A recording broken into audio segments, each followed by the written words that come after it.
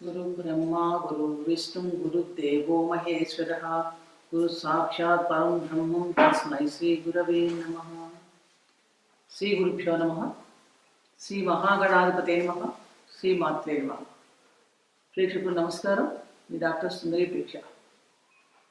ఈరోజు మనం ఈ వీడియోలో ఫిబ్రవరి 1, 2024 నుండి 28 ఫిబ్రవరి 2024 వరకు అంటే శోభకృతనామ సంవత్సరం, ఉత్తరాయణం, హేమంత ఋతువు, పుష్యమాసం, గురువారం, బహుళ షష్ఠి నుండి శ్రీ శోభకృతనామ సంవత్సరం, ఉత్తరాయణం, శశి ఋతువు, మాఘమాసం, బుధవారం, కృష్ణ చతుర్థి వరకు గల గోచార గ్రహస్థితి ఆధారంగా ద్వాదశ రాశుల వారికి ఎటువంటి ఫలితాలు ఉండబోతున్నాయి, ఉద్యోగ వ్యాపార విషయాల్లో ఎలాంటి ఫలితాలు ఉంటాయి, కుటుంబ విషయాలు ఎలా ఉండబోతున్నాయి, ఏ గ్రహాలు అనుకూలిస్తున్నాయి, ప్రతికూలతను తగ్గించుకోవడానికి ఎటువంటి పరిహారాలు పాటించాలి అని అనేక విషయాలు తెలుసుకుందాం.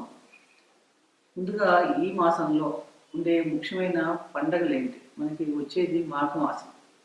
మాఘమాసం ఈ ఫిబ్రవరి నెలలో ఎటువంటి పండుగలు ఉండబోతున్నాయి ముఖ్యమైన మనం చూస్తే కనుక ఫిబ్రవరి 14వ తారీఖు వసంత పంచమి, 16 రథసప్తమి మరియు భీష్మాష్టమి, 20వ తారీఖు భీష్మ ఏకాదశి, 24 మాఘ పౌర్ణమి మహామాఘి. ఈరోజు ఈ మాసంలో నదీ స్నానాలు, సూర్యారాధన శ్రేష్టమైన ఫలితాలను ఇస్తాయి. ఫలితాలకు వెళ్లే ముందు గోచార గ్రహాలు ఏ రాశుల్లో సంచరిస్తున్నాయో తెలుసుకుందాం. మేషరాశిలో గురువు సంచారం చేస్తున్నాడు, అలాగే కన్యలో కేతు. ధనుస్సు రాశిలో కుజుడు ఫిబ్రవరి 4 వరకు 5వ తారీఖు నుండి మకర రాశి వృశ్చిక రాశిలో సంచారం చేస్తాడు. శుక్రుడు ధనుస్సులో 11 వరకు, తదుపరి మకర రాశిలో సంచారం. కుంభరాశిలో బుధుడు 18 వరకు, మకర రాశిలో 19 నుండి కుంభరాశిలో సంచారం. కుంభరాశిలో శని, మీనంలో రాహు. చంద్రుడు చిత్తా నక్షత్రమైన కన్యారాశి నుండి బయలుదేరి సంచారం ప్రారంభించి 12 రాశుల మీదుగా సంచారం పూర్తి చేసుకొని హస్తా నక్షత్రంతో తన సంచారాన్ని ఈ మాసంలో ముగిస్తున్నాడు. ఈ రకమైన గ్రహ గోచార ఆధారంగా ఈ మాసంలో ద్వాదశ రాశుల వారికి ఎటువంటి ఫలితాలు ఉండబోతున్నాయో తెలుసుకుందాం. కుంభరాశి. కుంభరాశి అంటేనే ధనిష్ట 3, 4 పాదాలు, శతభిష నక్షత్రం 4 పాదాలు, పూర్వభాద్ర 1, 2, 3 పాదాలు చెందిన వాడు కుంభరాశి అవుతారు. రాశ్యాధిపతి శని రాశిలోనే స్వక్షేత్ర సంచారం చేస్తున్నాడు. మాస ప్రారంభంలో భాగ్య దశమాధిపతుల కలిగ లాభస్థానంలో, తృతీయంలో గురువు, ద్వితీయంలో రాహు, అష్టమంలో కేతువు, సప్తమాధిపతి, పంచమ అష్టమాధిపతి వ్యయస్థానంలో సంచారం. దీనివలన ఈ కుంభరాశి వారికి ఫిబ్రవరి నెలలో మిశ్రమ ఫలితాలు గోచరిస్తున్నాయి. ఆల్రెడీ కుంభరాశి వారు ఏలినాటి శని ప్రభావంలో ఉన్నారు. రాశిలోనే శని రాశ్యాధిపతి రాహు నక్షత్రంలో సంచరిస్తున్నాడు, ద్వితీయంలో రాహు. మాస ప్రారంభంలో ఉద్యోగస్తుల మటుకు చాలా అనుకూలంగా ఉంది. పదవీ లాభ సూచనలు కూడా గోచరిస్తున్నాయి. ఫిబ్రవరి 2వ వారం మటుకు కొంచెం శ్రద్ధగా పనిచేయవలసిన పరిస్థితి ఉంటుంది. అలాగే నిర్ణయాలు తీసుకునేటప్పుడు జాగ్రత్తగా ఆలోచించి నిర్ణయాలు తీసుకోవాలి. లేకపోతే కనుక ఉద్యోగం చేసే ప్లేస్లో కానీ, ఆఫీసర్స్తో కానీ, మీ పై అధికారులతో కానీ కొంచెం ఇబ్బంది పడిన స్వల్ప ఇబ్బందులు చోటు చేసుకునే అవకాశాలు ఎక్కువగా కనిపిస్తున్నాయి. కాబట్టి జాగ్రత్తగా ఉండండి. అలాగే పరిభారం పెరగడం వలన కూడా మీకు అలసట, చిన్నపాటి అనారోగ్య సమస్యలు కూడా గోచరిస్తున్నాయి. మాస ప్రారంభంలో విద్యార్థులు చాలా మటుకు అనుకూలంగా ఉంది. తోటి విద్యార్థులు, ఉపాధ్యాయులకు సహాయ సహకారాలు లభించడం వలన చాలా మటుకు మీరు అనుకున్న కళాశాలలో సీట్లు లభించడం, పరీక్షల్లో విద్యావకాశాలు మెరుగుపడడం లాంటివి కూడా కనిపిస్తున్నాయి. ద్వితీయాధిపతి గురువు తృతీయంలో సంచారం చేయటం వలన కుటుంబం వ్యవహారాలకు చాలా అనుకూలంగా ఉంది. అలాగే అన్నదమ్ముల యొక్క లేకపోతే బంధుమిత్రులు కానీ సహాయ సహకారాలు చక్కగా లభిస్తాయని చెప్పవచ్చు. ధర్మ కార్యాల్లో కూడా చక్కగా ఎక్కువగా పాల్గొనే అవకాశాలు ఈ మాసంలో ఎక్కువ కనిపిస్తున్నాయి. గురువు తృతీయంలో సంచారం చేయడం, మంచి విషయాల మీద కమ్యూనికేట్ చేయడం, ఇలాంటి విషయాలు ఎక్కువ కనిపిస్తున్నాయి. ద్వితీయంలో రాహు సంచారం. ద్వితీయంలో రాహు, లాభంలో కుజుడు, శుభదినం ఆర్థికంగా అనుకూలంగానే ఉంటుందని చెప్పవచ్చు. సంపాదన ఈ మాసంలో పెరగడానికి అవకాశం కూడా ఉంది. ఆర్థికంగా బలోపేద అవుతారు. కుంభరాశి వారికి ఈ మాసంలో కొంచెం ఆరోగ్య విషయం అడుగు కొంచెం హెచ్చుతగులుండే అవకాశం ఎక్కువగా ఉంది. ఫిబ్రవరి 5వ తారీఖు నుండి కుజుడు మకర రాశిలో కుజ సంచారం, తృతీయాధిపతి, తృతీయ దశమాధిపతి మనకి మకర రాశిలో సంచారం చేస్తున్నాడు వ్యయస్థానంలో. కాబట్టి ఈ సమయంలో మీకు ఉద్యోగం మారాలనుకునే వారికి చాలా కాలం ఎదురు చూసి ఉద్యోగం మారాలనుకుంటారు, కానీ వెళ్ళప్పుడు ఇప్పుడు సమయం అంత అనుకూలంగా లేదు. కొంతకాలం వాయిదా వేసుకోవడమే మంచిది. విదేశాలకు వెళ్ళడానికి అవకాశాలు కూడా చక్కగా బాగా కలిసి వస్తాయని చెప్పి ఉద్యోగపరంగా వారు విదేశాలకు వెళ్ళాలనుకుంటే కనుక చక్కగా వెళ్ళవచ్చు. అలాగే ప్రాక్టికల్గా ఆలోచించి తీసుకునే నిర్ణయాలు చక్కగా అనుకూలిస్తాయి. కమ్యూనికేషన్ విషయంలో కూడా కొంచెం జాగ్రత్తగా ఉండాలి, ఎందుకంటే మీకు హార్ష్గా మాట్లాడటం వల్ల కొంచెం ఇబ్బందులు ఏర్పడే అవకాశం ఎక్కువగా ఉంది. అలాగే వీలైనంత వరకు ఈ మాసంలో మీరు స్ట్రెస్ లెవెల్స్ తగ్గించుకోవడానికి ట్రై చేయాలి. మెడిటేషన్ లాంటివి ప్రాక్టీస్ చేస్తే కనుక చాలా మటుకు కొంచెం ప్రశాంతంగా ఉంటుంది. వ్యాపారస్తులు మటుకు ప్రస్తుతం ఏ పని చేస్తున్నారో అదే కంటిన్యూ చేయడం మంచిది, ఎందుకంటే కొత్తగా విస్తీర్ణం చేయడానికి అంత అనుకూలంగా లేదు. కాబట్టి అటువంటి వ్యాపార విస్తరణ చేయాలంటే కొంతకాలం ఆగవలసిన పరిస్థితి ఏర్పడుతోంది. ఈ మాసంలో మీరు న్యాయపరమైన సమస్యల కోసం ధనాన్ని కూడా ఖర్చు చేస్తారు. విద్యార్థులకు చూస్తే కనుక శ్రమతో కూడిన విజయ అవకాశాలు కనిపిస్తున్నాయి. కాబట్టి మొత్తం మీద కొంచెం పరిస్థితి మొదటి వారం చాలా అనుకూలంగా ఉంది. విద్యార్థులకు కొంచెం ఇబ్బందులు ఎదురయ్యే పరిస్థితి, కాబట్టి వాటిని ముందు నుంచి ప్లాన్ చేసుకుంటే పరిస్థితులు మన అదుపులో ఉంటాయి అవకాశం ఉంది. అనుకూలమైన ఫలితాలు రావాలంటే ప్రతిరోజు కూడా దుర్గా సప్తశతి పారాయణ చేయడం, శనిగ్రహానికి సంబంధించిన దశవిభక్తి శని సూక్త పారాయణం చేయడం వల్ల మేలు కలుగుతుంది.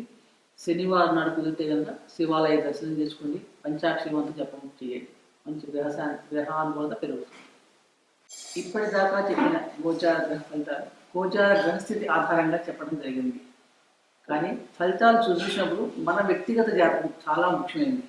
వ్యక్తిగత జాతకంలో ఉన్న గ్రహస్థితి అంటే మనం పుట్టినప్పుడు మన గ్రహాలు ఏ రాశుల్లో సంచరిస్తున్నాయి, ఇప్పుడు చెప్పిన గోచార గ్రహాలు ఏ రాశుల మీదుగా ఏ గ్రహాల మీదుగా సంచారం చేస్తున్నాయి అని చూసుకొని, అలాగే మనకి ఇప్పుడు జరుగుతున్న దశాభక్తులు ఏమిటి, ఆ గ్రహాల మీద ఎటువంటి గోచార గ్రహాలు జరుగుతున్నాయి, ఎటువంటి గ్రహాలు దృష్టిలో ఉన్నాయి, ఆ దశానాథులు పూర్తినాథులు చూసుకుని దాని ప్రకారంగా ఈ ఫలితాలను సరి చూసుకుంటే కనుక మీకు ఖచ్చితమైన ఫలితాలు లభిస్తాయి. కాబట్టి ఇవి జనరల్గా సాధారణంగా చెప్పబడిన ఫలితాలు గోచార పరిస్థితి ఆధారంగా చెప్పబడని గ్రహించగలరు. చెప్పిన పరిహారాలు మటుకు చక్కగా అందరూ పాటించండి. దానివల్ల ఈ మాసం అంతా కూడా మీకు గ్రహానుకూలతలు పెరుగుతాయని చెప్పవచ్చు. సర్వే జనా సుఖినో భవంతు, శుభం భూయాత్. మీన రాశి పూర్వభద్ర నక్షత్రం 4వ పాదంలో పుట్టిన వాళ్ళు, ఉత్తరాభద్ర 4 పాదాల్లో పుట్టిన వాళ్ళు, అలాగే రేవతి నక్షత్రం 4 పాదాల్లో పుట్టిన వాళ్ళది మీన రాశి అవుతుంది. రాశ్యాధిపతి గురువు, రాశిలో రాహు సంచారం, రాశ్యాధిపతి గురువు ద్వితీయంలో సంచారం. గురు దృష్టి షష్ఠ దశమ భావాలపై ఉండటం వలన ఈ మాసంలో మీనరాశి వారికి కెరీర్ పరంగా చాలా అనుకూలంగా ఉంటుందని చెప్పవచ్చు. గతం కంటే కూడా చాలా మెరుగ్గా ఉంటుంది. ఆర్థికంగా ఈ మాసంలో మంచి బలోపేతలు అవడానికి అవకాశం ఎక్కువగా ఉంది. అలాగే మాస ప్రారంభంలో ద్వితీయ భాగ్యాధిపతి అయిన కుజుడు మరియు శుక్రుడు కూడా మన దశమంలో సంచారం చేయడం వల్ల మీ స్కిల్స్ ఏవైతే ఉంటాయో వాటన్నిటికీ ఒక గుర్తింపు రావటం, అవి డెవలప్ అవడం, మంచిగా ఉపయోగపడటం లాంటివి ఎక్కువ కనిపిస్తాయి మనకి ఈ మాసం. లాభస్థానంలో బుధాదిత్య యోగం ఏర్పడటం వల్ల, రవి బుధుల కలిగి బుధాదిత్య యోగం ఉంటారు. ఈ 2 కలిగిక వల్ల విద్యార్థులకి ఊహించిన దానికంటే కూడా మెరుగైన ఫలితాలు గోచరిస్తున్నాయి. ముఖ్యంగా మాస ప్రారంభం మీనరాశి వారికి చాలా అదృష్టకాలంగా ఉందని చెప్పవచ్చు. కాబట్టి ఈ కాలాన్ని సద్వినియోగం చేసుకోండి. ద్వితీయంలో గురు సంచారం వల్ల, ఎప్పుడైతే ద్వితీయంలో గురు సంచారం చేసుకుంటే గురు బలం చక్కగా ఉంది. దానివల్ల కుటుంబ సభ్యుల మధ్య మంచి అవగాహన పెరుగుతుందని చెప్పవచ్చు. అలాగే అన్నదమ్ముల మధ్య కూడా సఖ్యత పెరుగుతుంది. వ్యవసాయదారులకు చూస్తే కలిగి మాసం అంతా కూడా చక్కగా చాలా అనుకూలంగా ఉంది. మీకు వాహనాల మూలంగా పనులు కూడా చక్కగా కలిసి వస్తాయని చెప్పవచ్చు. ఈ మాసంలో మీరు చాలా ధైర్యంగా నిర్ణయాలు తీసుకుంటారు, వాటన్నిటి కూడా విజయావకాశాలు మెరుగుపడుతున్నాయి.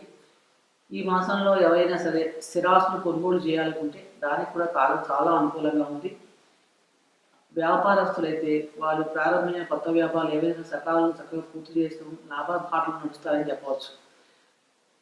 సంతానం కోసం ఎవరైనా చాలా రోజుల నుంచి ప్రయత్నిస్తుంటే కనుక వారికి ఈ మాసంలో కనుక ప్రయత్నిస్తే కనుక చక్కగా సఫలీకృతమయ్యే అవకాశాలు ఎక్కువగా కనిపిస్తున్నాయి. వ్యయస్థానంలో శని సంచారం కొంచెం ఖర్చులు ఉండే అవకాశాలు ఎక్కువ కనిపిస్తుంది మనకి. ఈ ఖర్చులు కొంచెం అది ఒక్కొక్కసారి వైద్య ఖర్చులు కూడా ఉండే అవకాశాలు కూడా ఉన్నాయి. కాబట్టి విదేశీ పరంగా ఖర్చు కానీ వైద్య పరంగా ఖర్చు కానీ ఉన్నాయి. కాబట్టి కొంచెం ఆర్థిక పరంగా కొంచెం ఈ సమయంలో అంటే ఒక్కొక్కసారి కొంచెం హెచ్చుతగ్గులు ఉండే అవకాశాలు కూడా కనిపిస్తున్నాయి. ఎవరైతే గృహంలో వివాహ ప్రయత్నాలు చేస్తుంటారో వారి ప్రయత్నాలన్నీ కాలం కలిసి వస్తుందని చెప్పవచ్చు. అంటే వాళ్ళ ప్రయత్నాలన్నీ కూడా చక్కగా ఫలిస్తాయని కూడా చెప్పవచ్చు. మీనరాశిలో ఉన్న కళాకారులు ఎవరైనా సరే వారికి కొత్త కొత్త అవకాశాలు రావడం చక్కగా కనిపిస్తుంది. సమాజంలో వాళ్ళ గౌరవ మర్యాదలు పెరగడానికి అవకాశం ఎక్కువగా ఉంది. కళాకారులకు ఈ మాసం చాలా బాగుంది కాబట్టి వాళ్ళకు కూడా చక్కగా అవకాశం సద్వినియోగం చేసుకుంటే మీకు ఒక మంచి ఐడెంటిటీ ఏర్పడడానికి అవకాశం ఎక్కువగా ఉంది. ద్వితీయ భాగ్యాధిపతి అయిన కుజుడు లాభస్థానంలో ఉచ్చస్థితిలో సంచారం ఫిబ్రవరి 5వ తారీఖు నుండి, కాబట్టి మీరు కోరుకున్న కోరికలన్నీ కూడా నెరవేరే అవకాశాలు ఎక్కువ కనిపిస్తున్నాయి.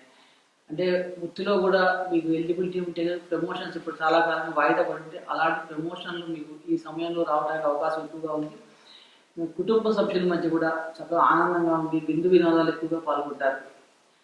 అత్యుత్సాహంతో చేసే పనుల వలన కొంచెం స్ట్రెస్ లెవెల్స్ పెరిగే అవకాశం ఉంది. ఎందుకంటే కుజుడు ఉచ్చస్థితి, కుజుడు అంటేనే ఒక ఎనర్జీ లెవెల్స్ చాలా ఎక్కువగా ఉంటాయి. అంటే మీరు ఏదో పని చేసేయాలి, అన్నీ సాధించేయాలి ఒక ఉత్సాహంతో పనిచేయడం వల్ల కొంచెం స్ట్రెస్ లెవెల్స్ పెరిగే అవకాశం ఉంది. కాబట్టి ఈ విషయంలో మనకు మీనరాశి వాళ్ళు చాలా జాగ్రత్తగా ఉండాలి. అంటే మొత్తం మీద చూసినప్పుడు మీనరాశి వారి గతం కంటే చాలా 100% మెరుగ్గా ఉందని చెప్పింది. అంటే ఏలినాటి శనిలో ఉండి చాలా రోజుల నుంచి ఇబ్బంది పడుతున్నారు. కానీ ఈ మాసంలో మటుకు వీరికి చక్కగా గ్రహస్థితి చక్కగా అనుకూలిస్తుంది, మంచి ఫలితాలు గోచరిస్తున్నాయి. గతం కంటే కూడా చాలా బాగుంటుంది. కెరీర్ పరంగా కానీ, విద్యార్థులకు కానీ, ఆర్థిక పరంగా కానీ అన్ని విషయాలు కూడా చాలా మంచి ఫలితాలు కలగడానికి అవకాశం ఎక్కువగా ఉంది. ఈ ఏలినాటి శని ప్రభావం తగ్గడానికి ఈ చిన్న చిన్న ఏమైనా ఇబ్బందులు ఉన్నా కూడా గ్రహానుమతి ఇంకా పెరగాలంటే ప్రతిరోజు కూడా హనుమాన్ చాలీసా పారాయణ చేయడం చాలా మంచి ఫలితాలు ఇస్తుంది. అలాగే రాశిలో రాహు సంచారం కాబట్టి ఓం దుమ్ దుర్గాయే నమః అనే మంత్రాన్ని మీకు రోజు కూడా ప్రతిరోజు వీలైన సార్లు జపించడం వల్ల కూడా చక్కటి ఫలితాలు ఎటువంటి సందేహం లేదు. అలాగే సూర్య నమస్కారాలు చేయండి, ఆరోగ్యపరమైన సమస్యలు దూరం చేసుకోండి.